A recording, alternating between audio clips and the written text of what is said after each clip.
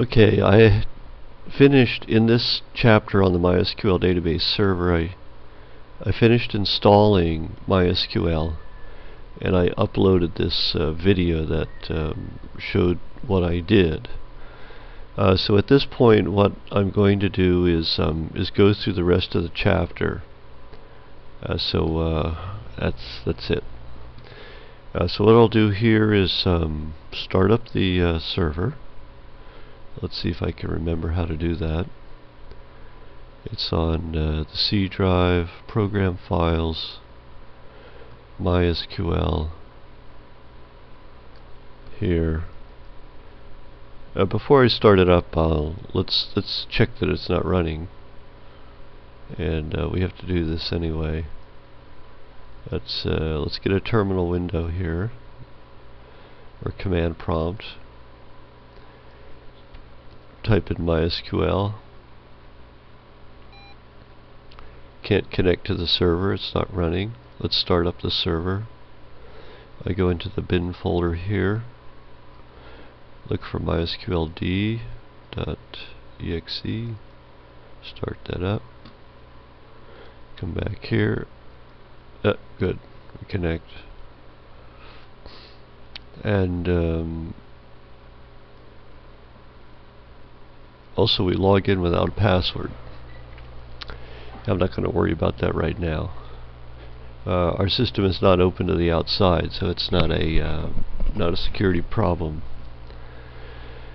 Unless you accidentally opened up, I think it's port 3309, something like that, 3306, whatever the port that MySQL listens on. That shouldn't be open to the outside. Otherwise, someone can log in without a password. So let's go back and investigate here. Show databases. Let's see, here I suggest that we log in as root.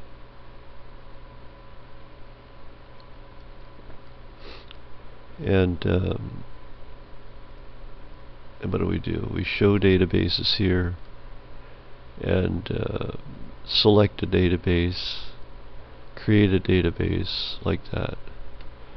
Let's see, show databases.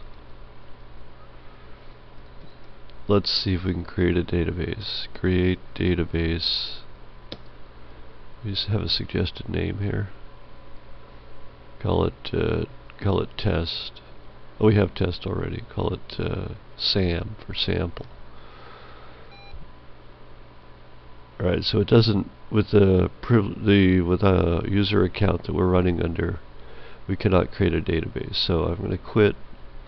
I'm going to go back in here and log in as the root user. Let's create the database. SAM. There it is. Then it shows things like dropping databases. Let's take a look at that. So show databases.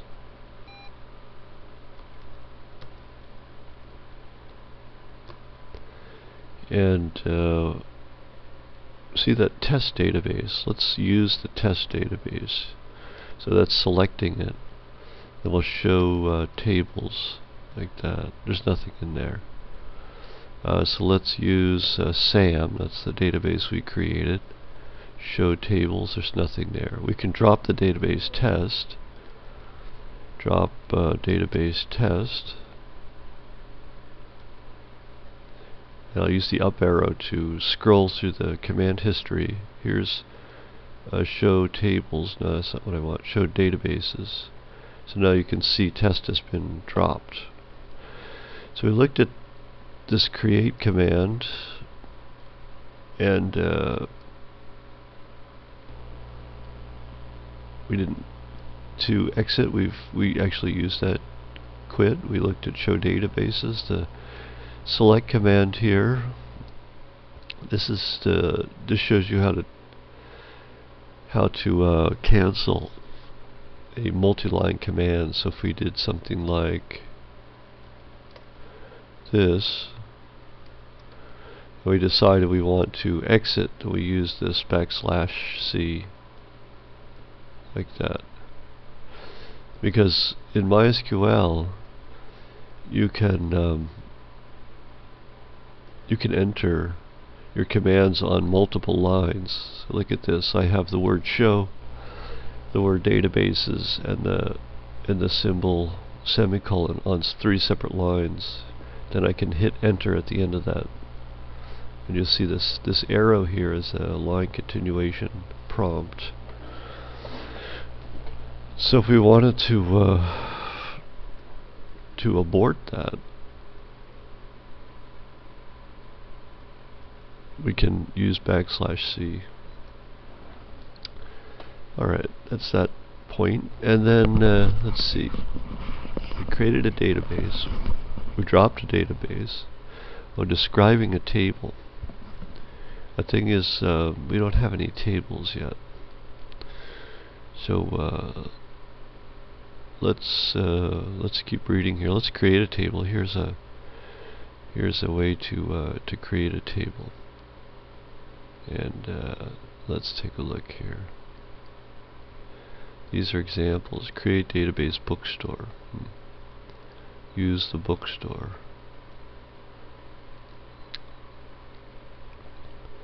And create table book like this. Alright, so this stuff can you can type this out and see how this works. Inserting records, that shows it here, and so on. Now we get to you can try all of these or read about them, whatever, but I'm going to come down to here where we talk about a database of news items. This we'll need this to do the activities that are in the remaining chapters of the book. So we're going to create a script called createdb.sql, another one insertdb.sql, and finally cleandb.sql. And let's see, we were going to create an ant build script that lets us run the commands in a I guess what we would call a batch job.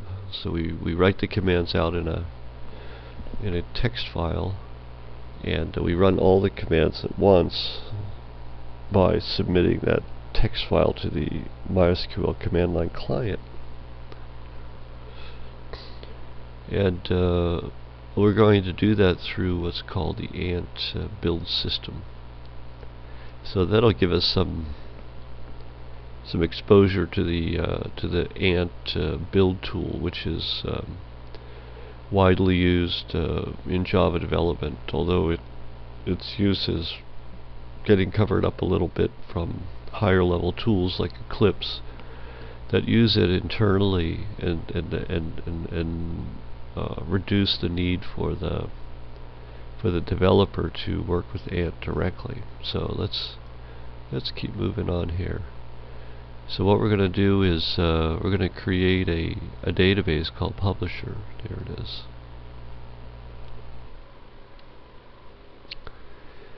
Create database Publisher.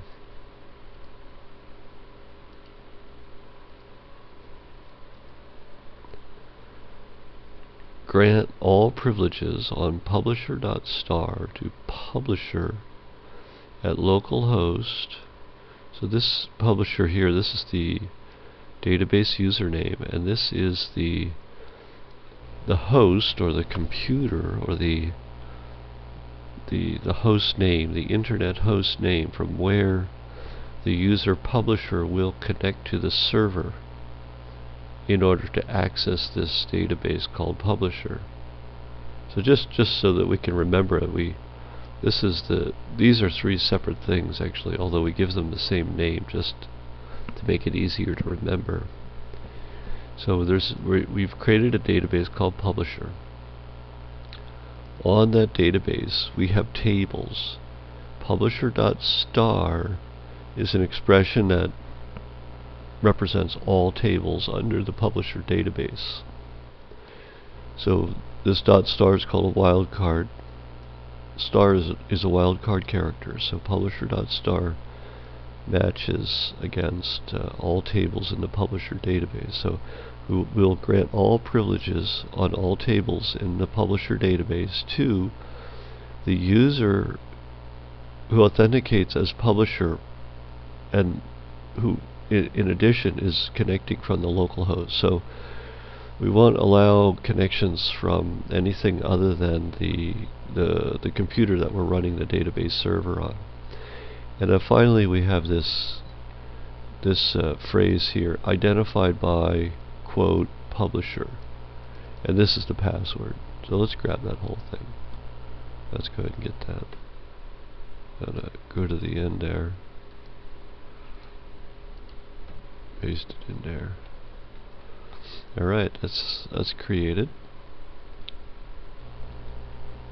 And there's some explanation there. Now what we're going to do is run these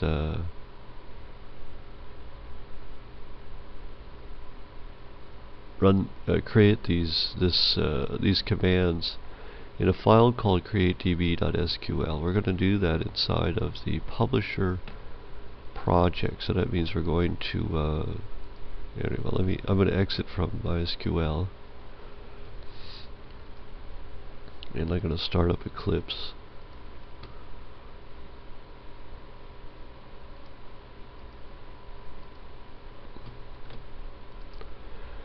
And so we must have a publisher project at this point.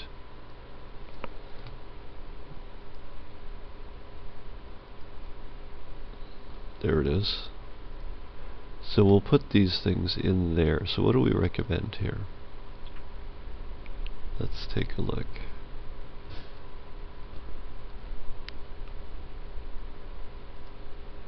Create a folder called database, and within that folder create a file called createdb. Let's do that. So we're going to create a folder called database.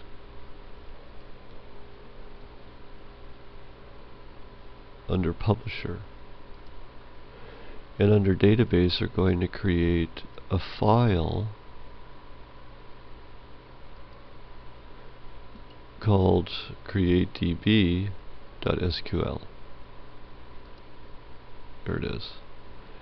And it automatically opened up this this editor. So here's the commands that we should use for this.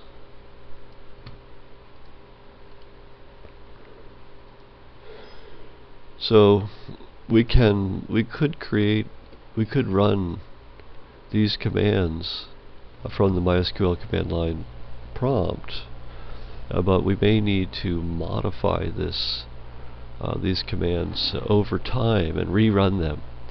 So it's convenient to then store the commands in a text file, which we can then submit to the MySQL command line client to execute the commands for us when we need them. So there's 3 commands here. This is the first one. Remember, all commands end with a semicolon. So there's 3 semicolons. That means there's 3 commands. Now we might want to spread these out as well, although it doesn't really matter. So we create a table called news item. There's an ID in there, which is a primary key. There's a title, which is of data type text, cannot be null. There's another text item in there called URL, which is also not null. So we have a table called news item, and it has 3 fields in it: ID, which is the primary key, it's an integer, title, and URL. Then we have another table called sequence, and in here we have a single value, a single column, or a single field called next value. This is of type integer. And we're going to use this to generate the primary keys. In a MySQL, you can generate primary keys using something called an auto increment, but that is not portable to other databases. So I'm going to avoid that. We're going to use this process which works with a larger number of databases, which is to manage our own generation of our own unique integer primary keys using this sequence table. So what we'll do is we'll store the next ID value. I guess I could have called that next ID value, maybe that would be more clear. We'll store the next ID value here in this table. So this table called sequence will have a single row, a single column, a single row. It just holds a single value. Every time we need an ID, we'll grab the ID from this field here, next value, and then we'll increment this field. So the next time we get the next value, we'll get a value that we haven't used yet. Oh, and look at this. This is where we actually populate this sequence table with a value. We're going to start counting from 1,000. So rather than starting at 1 or 0 or something like that, we're jumping. We're going to start at 1,000. So the generation of IDs that we do in our code will start at 1,000. So if we need to manually insert records, we can insert those with ID values that are less than 1,000. We won't get a problem colliding with IDs that are already used. So we have that createDB. Let's see. Let's keep reading here. There's some explanation.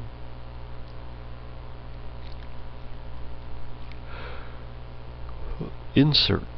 Let's create another file called insert.sql.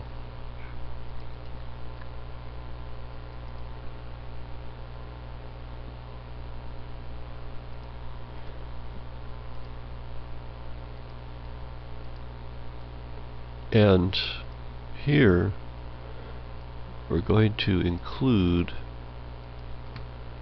these items.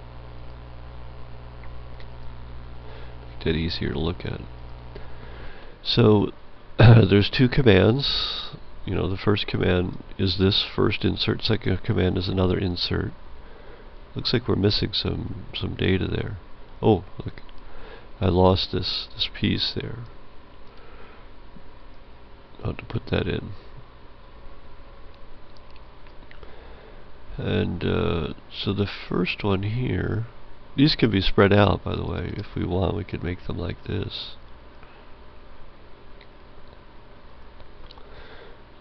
I'll just keep them in one line. So we're going to insert into a table called news item. Is that what we create here? This is the table we created, news item.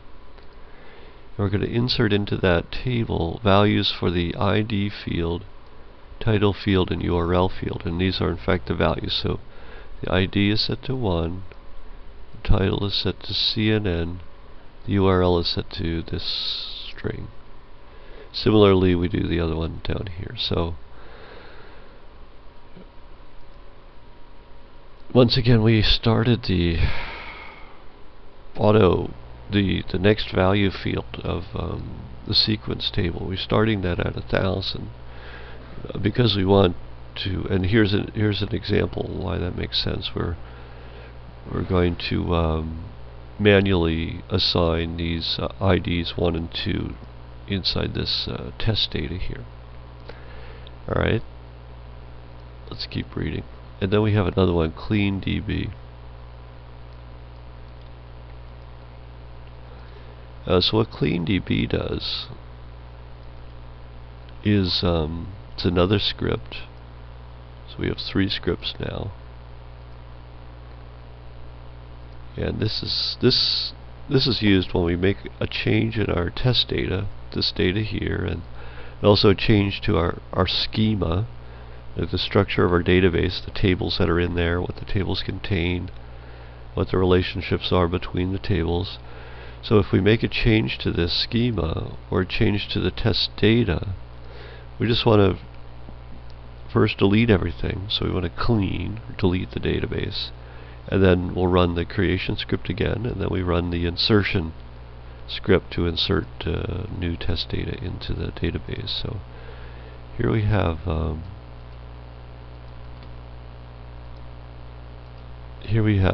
some commands to put in that clean DB. So we drop table if it exists news item.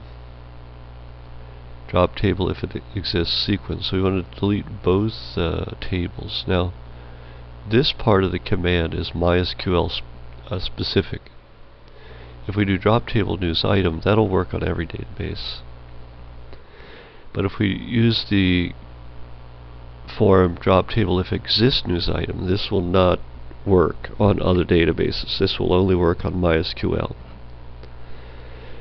So this, as it stands, it's not portable, but it's convenient to include this in here, and it's not essential. It's just that first time you run this script, it will fail because news item and sequence are not yet created. Alright, so we're going to run the we're going to use ant here, the ant build file. We're going to use ant to run these three scripts. So the three scripts, we're going to run them in this order. We're going to clean, we're going to create the tables, and we're going to insert the test data. So we are going to create another file here called build.xml. There it is. And we opened in the text editor. If that didn't work, you would normally do something like this. If you didn't get what I just saw, you would right click on that build.xml and go open with oh, that's the ant editor. Let's use the ant editor. Probably will flag us when we have syntax errors. So that's new. I haven't seen that yet. Let's see. So we have the we have that in there, and here's the suggested text. We're just going to use this. We don't have to figure this out on our own here. Paste that in there. So this is an XML file. So this is a way to this XML file, this build script specifies a sequence of operations that we're going to perform. The three operations, we've already said them. We're going to run the clean script, we're going to run the create script, and then we're going to run the insert script. So there's three operations, or three targets. So you can see that these scripts, the names of these scripts appear inside these target elements. 1, 2, 3 of these. And the whole thing, it's an XML file, so the whole thing has to be in a root element. So the root element is project. That's the opening tag. See, this is the tag name called project. This is the tag, or the opening tag. And then we have the closing tag here.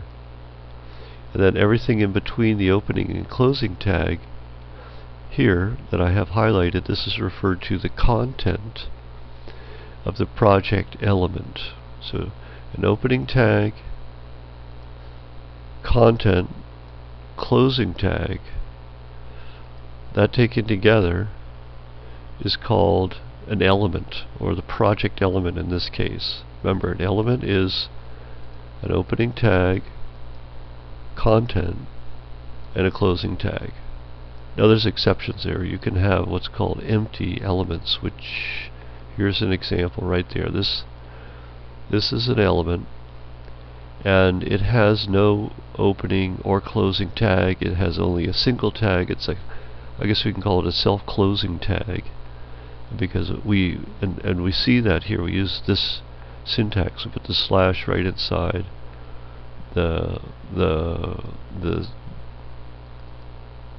these opening and closing angle brackets. So this is called an empty element. This element here is a normal element. It's not empty because it has this content. Here we could have, this target, we could have made this an empty element, I think, but we didn't do that. So we could have made it like this, but we did not do that. And the reason we didn't do that is because I kept it the same as these, although it does depend a little bit on your parser. If your parser wants to see this target, not the parser but the application, if the application wants the target to be a non-empty element, then we have to specify it like this. So that's an idiosyncrasy of some applications, that they, in a situation like this where we could have used an empty element, because there's no content here, we still use the opening closing tag format in order to avoid that idiosyncrasy of that application. And that's very common, actually. Maybe it's not. I guess idiosyncrasy maybe not the best term for that, but that's it. Because this actually, it's this format, the layout of this or structure of this XML file is defined by a schema, an XML schema. And the schema may say that this target element cannot be empty. In that case, it's not an idiosyncrasy of the application, but of the specification for the XML file. All right. So I said there were 3 operations: clean, create DB, and insert DB. Actually, this extra target here, this looks like a 4th application, but it's really just a convenience. I call this target, all targets must have names.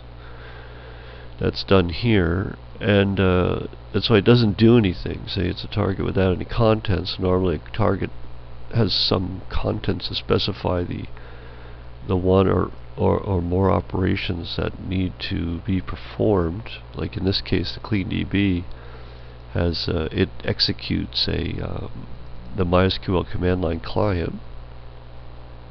This target has simply has a depends attribute, and it says, okay, for this target to complete, these other 3 targets must run first.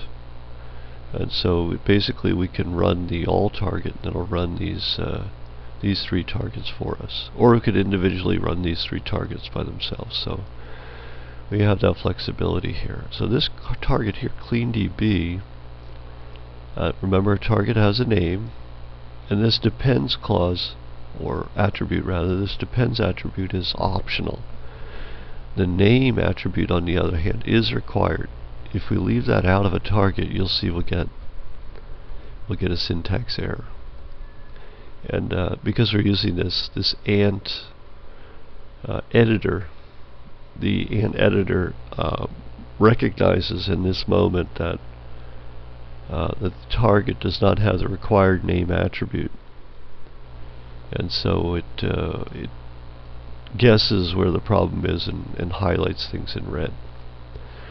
Alright, so once again, the clean target, we want to run this script. We want to drop these tables if they exist. And so to do that, we basically need to run this MySQL command and feed it the contents of this clean script. So just to show you how that would work, let's pull up a terminal window here. And I'm going to go to the location. That's not right.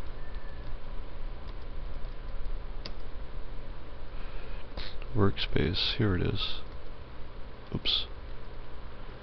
We're inside Publisher, right? We're inside Database, so just went into this folder that we're working in. We could run MySQL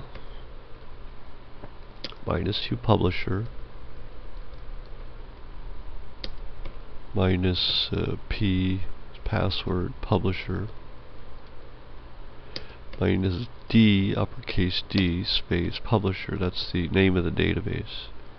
So we're in show tables. There should be no tables. So the reason I went in there is not just to check for the tables, but to test that line is good, because now what we're going to do is send in this clean DB script, and as you see it completed normally. We could also send in, let's try one of the other scripts. Let's try the create db.sql. Look at that. Let's go into the database and show the tables. See, we created news item and we created sequence. And we can run the clean script. We go into the database, show tables. Now it's empty. So by having these scripts, we can easily reset the database. We can add new test data, new structure to the database, and so on easily. So, but rather than do this from the command line, which is okay, we could do it from the command line. That's a valid option. Maybe even a better option than using Ant, because then you don't have to complicate your project with an Ant build script. On the other hand, we're going to use Ant, and one of the reasons to use Ant here is because it's worth learning about. It's a very common tool in industry and in Java development, so it's worth some time and effort to digest it, understand at least a little bit about how to work in Ant. So let's go ahead and do that. Let's see what it says here in the book. Running the targets. Well, I think it's pretty straightforward here. Let's just check. I'm going to go back into the database and I'm going to show the tables. There is nothing there. Now, let's go back to Eclipse and run the build script. I'm going to right click on build.xml, and then we're going to look for the command. This is run as ant build. Now this will run ant in the default manner. Ant build ... lets us pick the targets we want to run. So ant build, I believe that'll run the first target. And ant build ... or actually this will run the last target that we ran, something like that. Let's try ant build ...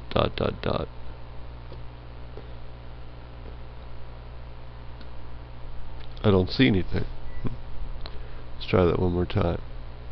Run as ant build ... There we go. I don't know what happened the other time. So as you can see, it pre-selected all, which was the first target to run, and all has as a dependency clean DB, create DB, and insert DB. So selecting this is equivalent to doing this. So we could just do it like this. Also, by the way, the order is important. You need to clean first, then create, then insert. So if you don't go this way, then you need to make sure you have the right order. Watch. It's possible if I select insert first. Look at this. Here's the target. execution order, insert, and then clean, that's not going to work for us, right? So that's not going to work. But all is the easiest. Let's run it.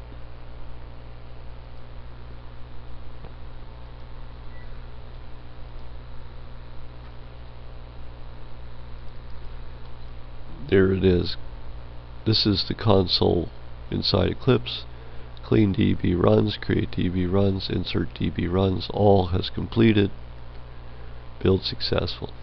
By the way, it'll say, even if there's a failure, it'll say build successful. Let's give an example. We need to make sure that we know what's going on here. So let's look at this create DB. Let's put in a syntax error here. I'll put an L there, and let's watch that fail. Okay, so we're going to run this again. So this will be run ant build that runs the last one.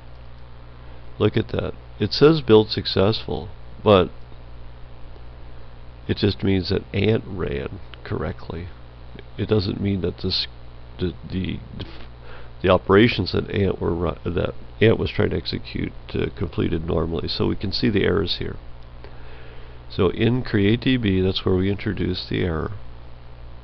It's reporting these errors. Now this is not ant understanding the error. This message here, this text here comes from the MySQL command line client. So in this exec operation, which is done here, right, specified through this exec element, that we use an attribute called executable. We set it to MySQL. That means we run the MySQL executable, and the input attribute tells us names of file that's used to function as the standard input to the running program.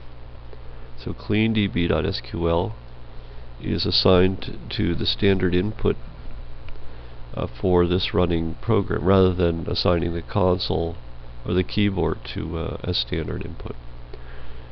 Also, we have, this exec command has contents, and basically in the contents we specify the command line arguments. And so here it is. There's a number of different ways to specify the command line arguments. One way is to specify all the arguments together as a single string, and that's what we're doing here. So we do that using this line attribute, and we have a macro here. So this is not the command line argument. So ant will see this $, open brace, identifier, close brace. Ant will say, oh, that's a macro, I need to run this, I need to resolve this name, I need to replace this name by what it represents. And so, by the way, that's done up here in this property element. So the name, mysql.params, that's for the MySQL parameter command line parameters. That the value of it is -u publisher, -p publisher, -d publisher. This is what we had to type in on the command line to successfully run MySQL. So when we execute MySQL, assigning the clean DB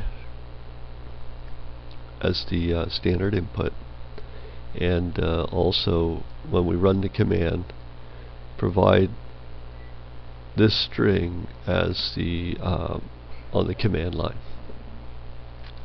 And that, by the way, this just allows us to run MySQL with the correct privileges, with the correct database, and the correct user.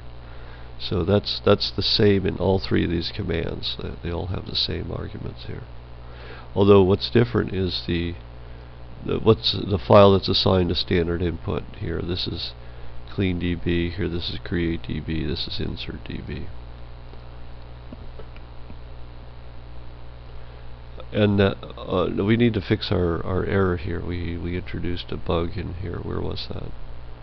Right there. Okay, so let's clean that up. Go back to here. Let's run it again.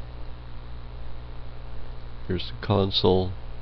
Build successful, which is always reported, but then we don't see any errors when individual operations are performed, so we know we're okay. And we can also check that. Let's go ahead and check that. We can see we have the two tables, and let's select star from news item, say. Oops. Command completion is not working here. Alright, news item. There it is. That's the data. That's our sample data. And that's it.